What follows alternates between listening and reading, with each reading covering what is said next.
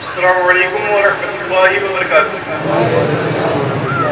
نحمده ونصلي ونسلم على حبیب الکریم. الحمد للہ کفا وسلام علی عباده الذین اصطفى. اما بعد اعوذ باللہ من الشیطان الرجیم. بسم اللہ الرحمن الرحیم.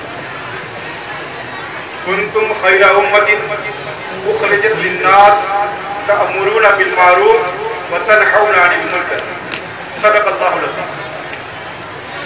آئیے ہمارا کچھ عارض و معروف سے قبل اپنے آقا و مولا جناب محمد رسول اللہ صلی اللہ علیہ وسلم کی بارگاہ بے کس بنا کے حدیث اللہم صلی علی سیدنا و مولانا محمد وعلی آل سیدنا و مولانا محمد وبارک وسلم. الصلاۃ والسلام علی رسول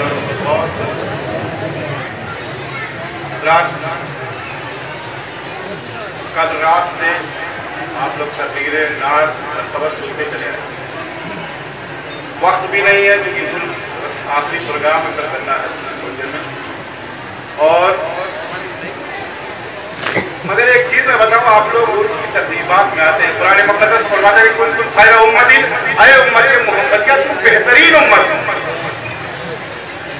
مگر ہم لوگوں کے اعمالوں کے ساتھ کہیں سے یہ لگتا ہے کہ ہم لوگ بہتر ہم دیکھیے ہم کسی کے بعد ہم اپنی خود بات کر رہے ہیں. ہم اپنے گریبان میں جا کے اور یقیناً ہر مسلمان پہلے دوسرے کے اندر آئے پوچھنے سے پہلے اگر اپنی گریبان میں جھانک لے گا اس دنیا سے برائی ختم. مگر ہوتا کیا ہے آج ہم لوگ 5 وقت کی نماز پڑھ لیتے ہیں تو لگتا ہے کہ لوح محفوظ ہم دیکھنے لگے ہیں. آج میں بتاؤں ایسی نمازیں جس میں تکبر ہو، ریا آ جائے اور یہ یقین ہو جائے کہ میں ولی کامل بن گیا ہوں، ایسی عبادتیں منہ پہ بات. حضرت رابعہ بصریہ کہ جب انتقال ہوا، حضرت رابعہ بصریہ کے بارے میں میرے بادشاہ بھائی نے بتایا کہ خانہ کعبہ جل کر گئے. دنیا خانہ کعبہ کے لیے جاتی ہے مگر خانہ کعبہ رابعہ بصریہ کے لیے گیا تھا. حضرت رابعہ بصریہ وہ اللہ کی برگزیدہ بندی ہے مگر اس کے باوجود اب آپ کا وصال ہوتا ہے اور وصال ہونے کے بعد آپ کے مرید نے آپ کو خواب میں دیکھا. پوچھا کہ رابعہ تو آپ کے چاہنے والے نے خواب میں دیکھا کہ رابعہ کیا حال ہے؟ آپ نے فرمایا کہ جو ہے مجھ کو میں نے اپنے پروردگار کی زندگی بھر عبادت کی، اپنی جبیل ناز کو اس پروردگار کی بارگاہ میں ہمیشہ رگڑتی رہی مگر جب رب العالمین مجھ کو بخش دے گا میں سمجھوں کہ میری عبادت کی. سبحان اللہ، اللہ اکبر یا رسول اللہ. ایسا نہیں کہ ہم نماز پڑھیں تو سوچیں کہ ہم بہت بڑے متقی بہت بڑے پرہیزگار ہو جائیں. ایسا نہیں، ہمیں سوچنا چاہیے کہ پتہ نہ پروردگار میرے سجدے کو قبول کر رہا ہے کہ نہیں، ورنہ پوری زندگی کی عبادت صرف ایک سجدہ قبول ہو جائے وہی کافی. سبحان اللہ. آپ لوگ یہاں عرس میں آتے ہیں. میں رات سے میں بیٹھا تھا، اس وقت ماشاءاللہ کافی لوگ بیٹھے ہوئے مگر لگتا ہے کہ رات میں ساری بارش اور ساری ٹھنڈک ہی لوگ. ایسا نہیں ہونا چاہیے. آپ جب عرس کی تقریبات میں آئے ہیں تو تفریح کے لیے صرف اگر آنا ہے تو خلوص نیتی کے ساتھ آئیے تاکہ سب پروگرام جتنے اس کو جو ہے آپ لوگ اس میں شریک ہوئیے، شرکت کیجیے تاکہ یہاں جائیں یہاں سے تو لوگوں کو بتائیں کہ ہم نے یہ پروگرام. آج تو یہاں پہ ایسے کچھ لوگ آتے ہیں جن کو یہ پتہ ہی نہیں رہتا ہے کہ ہم عرس میں گئے تھے تو کب میلاد ہوا کب تقریر ہوئی، وہ آئے اور سو گئے پھر سو گئے. اس کا کوئی مطلب نہیں. بزرگوں کی بارگاہ میں آئیے کیونکہ بزرگوں کے یہاں سے پیغام ملتا ہے اس پہ عمل کیجیے. میں ایک چیز بتاؤں، مرید تو بہت ہوتے ہیں. میں بہار وغیرہ میں جاتا تو اللہ المرید اور اس مرید کا کوئی مطلب نہیں ہوتا. میں ایک بات یہ صاف ہے، نماز اہم العبادت. اور امام اعظم کے نزدیک ہے کہ من ترک الصلاۃ متعمدا فقد کفر. جس نے جان بوجھ کر نماز ترک کیا گویا اس نے حد کفر کے طریقے. مگر آج ہم لوگ دیکھیں یہاں پہ جو لوگ آتے ہیں کتنے لوگ ایسے رہتے ہیں کہ ٹہلتے رہتے ہیں اور کتنی عورتیں رہتی ہیں میرے خیال سے شاید ان کو نماز کی توقیف نہیں. اے میرے بھائی میری بہنوں سنو، ٹھیک ہے پیر کام آئے گا، قبر میں کام آئے گا، آخرت میں کام آئے گا، سب جگہ کام آئے گا مگر جو پیر نے بتایا اس پر عمل کرو گے تب. سبحان اللہ، سبحان اللہ. ایسا نہیں کہ پیر صاحب سے مرید ہو گئے تو ساری زندگی کا ٹھیکہ پیر صاحب لے لیا نماز سے پیر کا. ایسا نہیں ہے، اس کا عذاب آپ کو جھیلنا پڑے گا. یہ علماء اکرام بیٹھے بادشاہ بھائی بیٹھے ہوئے ہیں، اگر غلط بول رہا ہوں تو اصلاح میری فرمائیں گے کیونکہ یہ میرے بڑے بھائی ہیں. تو لہٰذا میں ایک دم بہت بتا رہا ہوں کہ جو ہے اس بات کا آپ خبر مت کیجیے کہ میں فلاں سے مرید ہوں، میں تاج الشریعہ سے مرید ہوں، میں ویس ملت سے مرید ہوں، یا مجھ سے کوئی کسی سے مرید ہوئیے، مگر جو حکم ہے پیر کا اس پر عمل کیجیے۔ رات سے میں دیکھ رہا ہوں نعرے اتنے لگتے کہ پوچھے نہیں، مگر نعرہ لگائیے، یقیناً نعرہ لگائیے۔ اور ایک چیز میں بتاؤں، ہم لوگ کبھی کبھی سوچتے ہیں کہ نعرہ میری شان میں رکھتا ہوں، اور اگر یہ سوچ لیا کہ نعرہ میری شان میں لگ رہا ہے تو وہ غلط ہو جائے گا۔ نعرہ اللہ رب العزت کی کبریائی بیان کی جائے، اللہ کی کبریائی بیان ہوتی ہے۔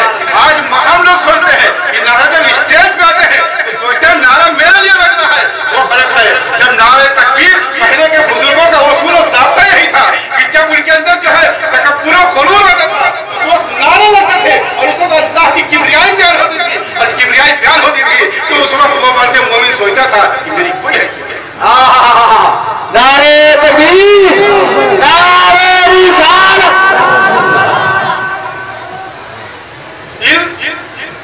ہم لوگ حاصل کرتے ہیں، مگر میں ایک چیز میں بتاؤں، فراغت کے بعد ایک علماء کے اندر جو جنون ہوتا ہے، نئے جو خاص کر شفیہ میں اگر پڑھا ہوا تو مگر دیکھیے علم حاصل کرنا ہر مسلمان مرد و عورت کا فرض ہے، مگر اس علم پہ تکبر کرنا یہ وہ علم کو کھا جائے گا۔ جس وقت میں فارغ ہو کر کے آیا اس وقت ایک دور تھا میرا بھی، میں اپنی ہسٹری بتا رہا ہوں، کوئی ایسا نہیں کہ میں شرما رہا ہوں۔ اس وقت میرا ایک شوق تھا، میں کپڑے بڑے اچھے بنتا۔ میرے والد بزرگوار نے ایک مرتبہ مجھ سے فرمایا کہ بیٹا یہ کرچ کام نہیں ہے، جو اندر کا ہنر ہوتا ہے وہی کام دیتا ہے۔ اور حضرت سعدی نے کہا جو آہیں گنت رفتن جانے پاک تخت مردن چیز روئے تھا، جب پاک جان جانے کرا لگے، جب انسان کا وقت موت قریب آ جائے، کیا تخت پہ مرنا کیا زمین پر مرنا دونوں برابر، سب کو جانا اسی جگہ پہ ہے۔ لہٰذا ہم اپنے اعمال کی درستگی کریں، ہم اپنے اعمال کو سنواریں کہ دنیا میں بھی کام آئے گا، آخرت میں بھی کام آئے گا۔ اس میں تو بہت سے میرے والد بزرگوار کی مرید بھی ہے، اور میں نے ان کو پوری زندگی میں نے دی کہ انہوں نے سادہ زندگی پوری کی۔ ہمارا حافظ شکیل صاحب وغیرہ گواہ ہے کہ میں نے کبھی ان کو قیمتی کپڑا کبھی میں نے نہیں دیا، ہمیشہ ایک ململ کی کرتی اور ایک صدری اور ایک ٹوپی میں آپ رہا کرتے تھے، اور اسی میں آپ نے جو فقیری آپ نے کیا ہے اور جو آپ نے سلسلہ کی تبلیغ کیا ہے، آج اس کا جب میں غفیر آپ کی نگاہ کے یہ انہوں نے کیا ہے۔ اور حضرت بایزید بستامی سے پروردگار نے فرمایا تھا کہ بایزید میری بارگاہ میں ایسی چیز لے کر کے آ جو میری بارگاہ میں نہیں ہوا۔ حضرت بایزید فرماتے ہیں پروردگار میری بارگاہ میں کون سی ایسی چیز ہے جو تیری بارگاہ میں نہیں ہے؟ حضرت بایزید اللہ رب العزت ارشاد فرماتا ہے اے بایزید میری بارگاہ میں بے چارگی لا، عاجزی لا، انکساری لے کر کے آئیے میری بارگاہ۔ یہ چیز میرے والد بزرگوار کے اندر میں نے دیکھی تھی کہ آپ کے اندر ریا اور تکبر کی نام کی چیز نہیں ہوا کرتی تھی۔ آپ کو میں نے دیکھا ہے جب امیر بھی آتا تھا تو اسی انداز میں ملا کرتے تھے، اور جب غریب بھی آتا تھا تو اسی انداز میں ملا۔ میرے والد بزرگوار اپنی پوری زندگی اس خانقاہ کی بقا کے لیے آپ نے اپنے قربانی دیا، اور ایسا ہی نہیں کہ جو ہے صرف مرید اپنے جو ہے والد بزرگوار سے صرف ایسے ہی کرتے تھے، نہیں، ان کے نقش قدم پر آپ چلے ہیں۔ آپ بھی لوگ آج بھی لوگ مبارک پور میں بتاتے ہیں کہ میرے والد بزرگوار نماز فجر کے بعد جب ایک مراقب ہوتے تھے 10 بجے سے پہلے اٹھتے تھے۔ آج ہم لوگ مرید ہو جاتے ہیں، کتنے لوگ کو تو مراقبہ نہیں معلوم رہتا ہے، کتنے لوگ ایسے کہ مراقبہ جانتے ہی نہیں کہ مراقبہ کس طرح کا نام ہے۔ اگر مرید ہو جانے سے صرف نہیں کام ہے، جو پیر بتاتا ہے کہ شریعت پر عمل کرو تب کام آئے گا، جو ہے نماز کی پابندی کرو تب پیر کام آئے گا، حج و زکات دو گے تب پیر کام آئے گا، جو ہے تمام گناہوں سے منہیات سے بچو گے تب پیر کام آئے گا، ورنہ ایسا نہیں ہے کہ صرف مرید ہو گئے اور سب گناہ کرتے رہے تو یہ میں نہیں کر رہا ہوں، میرے خیال سے ہر خانقاہ کا یہی پیغام ہوگا، جتنے بھی خانقاہ کے جو صحیح پیر، ویسے تو بہت جج ہوں گے پیر ملتے ہیں، مگر جو صحیح پیر ہوں گے سب کا یہی مشن ہوگا کہ جو شریعت مطہرہ کا پابند ہوگا وہی جو ہے کامیاب ہوگا، اور جو پیر شریعت مطہرہ کا پابند نہیں وہ پیر ہو ہی نہیں سکتا۔ ہم لوگ نعرہ لگاتے ہیں کہ مسلکی اعلیٰ حضرت زندہ باد، یقیناً مسلکی اہل سنت مسلکی اعلیٰ حضرت، وہی مسئلہ ہے. اور چاہے ہم اسی خانقاہ کو ہر سلسلے والا مسلک کے اعلیٰ حضرت کا اگر ماننے والا ہے وہ سلسلہ لہذا اعلیٰ حضرت فاضل بریلوی نعت لگا لینے سے نعرہ لگا دینے سے کہ ہم مسلک کی اعلیٰ حضرت کے دامن نہیں چھوڑیں گے، اس سے کچھ نہیں. اعلیٰ حضرت فاضل بریلوی کی زندگی اٹھا کر کے دیکھیے، آپ کے عشق کی زندگی اٹھا کر کے دیکھیے. آپ نے اللہ کے رسول سے عشق کیسا کیا تھا. آپ اپنی والدہ ماجدہ کے ساتھ حج بیت اللہ میں جا رہے ہیں، جہاز غرق ہونے والا ہے. تقریر نہیں کر رہا، بس تھوڑی دیر بس اور. آپ اپنی والدہ کے ساتھ حج بیت اللہ میں جا رہے ہیں، جہاز غرق ہونے والے ہیں. جتنے جو لوگ ہیں سب جو ہے پریشان حال ہے، سب بے چین و بے قرار ہے. آپ کی والدہ ماجدہ آتی کہتی ہے احمد رضا بیٹا تم بڑے سکون میں اطمینان کے ساتھ بیٹھے ہوئے، جہاز غرق ہو رہا ہے، تم پریشان نہیں ہو رہے ہو. آپ نے فرمایا امی جان احمد رضا نے بسم اللہ مجریہا و مرساہا عند ربی لغفور الرحیم دعا پڑھ لی ہے. اللہ کے رسول نے فرمایا ہے کہ جس نے یہ دعا پڑھ لی ہے جہاز غرق نہیں ہو سکتا. امی جان میں نے اس دعا کو پڑھ لیا جہاز غرق. ایسا عشق تو آئیے، صرف کہہ دینے سے مسلک اعلیٰ حضرت نہیں چھوڑیں گے، ایسا نہیں ہے. وہ عشق پیدا کیجیے. اعلیٰ حضرت نے جو مشن دیا ہے اس پہ عمل کیجیے، دنیا بھی کامیاب رہے گی، آخرت بھی کامیاب رہے گی. اور چاہے ہمارے یہاں کا مرید ہو یا کسی جگہ کا مرید ہو، سب مریدین ہمارے ہیں، سب ہمارے لوگ آپس میں ایک ہیں، کوئی بڑا نہیں ہے. لہٰذا یہ مشن ہمارا ہے کہ ہم سب ایک ہیں اور ہم سب متحد جس دن ہو جائیں گے طاقتیں جو پست ہو جائیں. بے شک بے شک. اور دوسری چیز ایک چیز اور، آپ لوگ پروگرام میں آئیے تو پروگرام کو اٹینڈ کیجیے. دیکھیے میں بتاؤں اس میں مرد حضرات بیٹھے ہوئے ہیں، عورتیں بھی اسی میں بیٹھی ہوئی ہیں. پردے کا خیال رکھیے. عورتوں کو چاہیے کہ آپ دوسری جگہ اس طرف جگہ پڑی ہوئی ادھر کی جگہ پڑی ہوئی ہے، لہٰذا اس چیز کو آپ خود کا خیال کیجیے گا.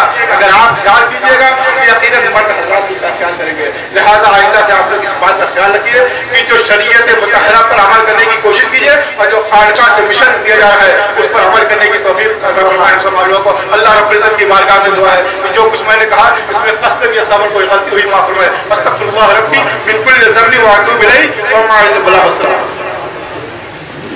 حافظ احسن صاحب کو سلسلہ قادریہ نقشبندیہ کی اجازت کو خلافت.